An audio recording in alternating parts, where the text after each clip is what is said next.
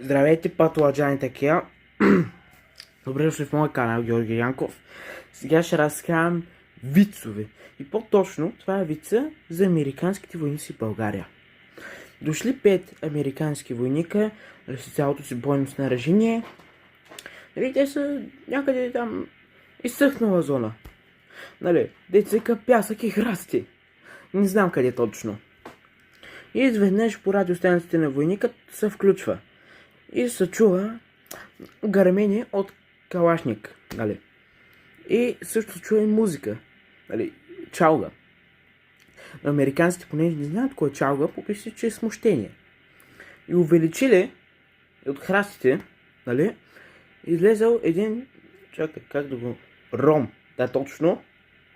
И понеже те американци били около един месец някъде в България, нали, то лято, 40 градуса. И те фанали тен.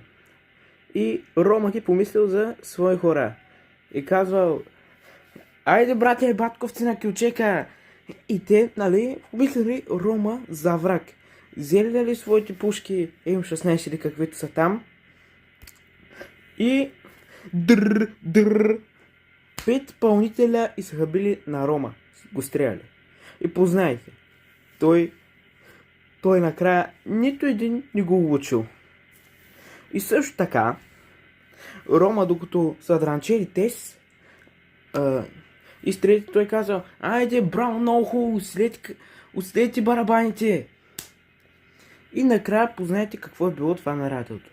Било е калашник Кючек.